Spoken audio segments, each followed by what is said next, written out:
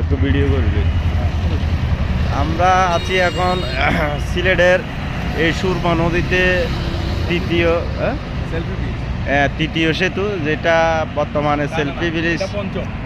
পঞ্চম, সরি, এটা সিলেটের পঞ্চমতম ব্রিজ। এটার নাম হচ্ছে সেলফি ব্রিজ বললে সবাই চিনে। আর এই যে এই ব্রিজ থেকে ভারতের মেঘালয় রাজ্যের পাহাড় এবং মেঘ দেখা যাচ্ছে। ওই যে মেঘ, সাদা মেঘ দেখতেছেন এবং কালো পাহাড় যেগুলো দেখা যাচ্ছে, এগুলো হচ্ছে ভারতের মেঘালয় রাজ্য।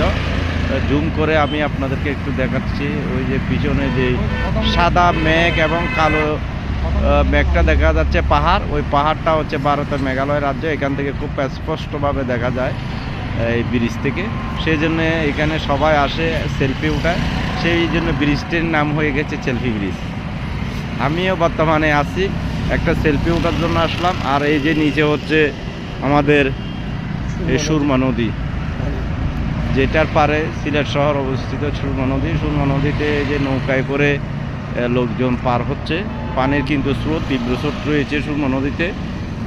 কারণ স্রোত থাকার কারণ হচ্ছে উপরে ভীষণ বৃষ্টি হচ্ছে। বৃষ্টির পানিগুলো সব মেঘালয়ের বিভিন্ন জায়গা থেকে বিভিন্ন ঝর্ণার মাধ্যমে এসে সিলেটের সেই সুরমা নদীতে মেশে। এখান থেকে পানিগুলো সেই জন্য নামতেছে, নিচের দিকে চলে যাচ্ছে, আমাদের বাংলাদেশের উপর দিয়ে চলে যাবে। এই যে কতগুলো ঈগল পাখি উঠতেছে, খুব সুন্দর মুহূর্ত আসলে। আপনারা দেখতেছেন ঈগলগুলা এই যে নদীতে খাবার জন্য একে অপরের সাথে ইয়া করতেছে।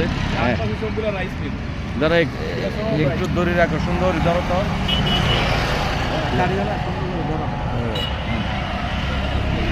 আমি আছি এই সিলেটের, এটা পঞ্চম।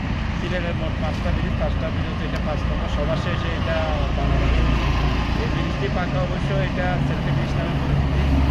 আর আমি এখানে দাঁড়াবার একটা উদ্দেশ্য হচ্ছে, আমার পিছনে আপনারা দেখতেছেন ওই যে সাদা মেঘ এবং পাহাড় দেখা যাচ্ছে। এটা হচ্ছে ভারতের মেঘালয় রাজ্যের একটা অংশ। এটা মেঘালয় পাহাড় এবং মেঘ দেখা যাচ্ছে এখান থেকে খুব স্পষ্টভাবে। এই সিলেট এই সেলফি ব্রিজ থেকে স্পষ্টভাবে বর্তমানে যে প্রায় 5টা এখানে স্পষ্টভাবে দেখা যাচ্ছে। আমরা ওই যে মেঘালয় রাজ্য এবং মেঘের সাথে পাহাড়ের খেলা চলতেছে। এখান থেকে স্পষ্টভাবে দেখা যায় যারা বেড়াতে আসবেন সিলেটে, আমাদের যে কোনো জায়গা থেকে যারা বেড়াতে আসবেন সবাই এই জায়গাটায় আসবেন।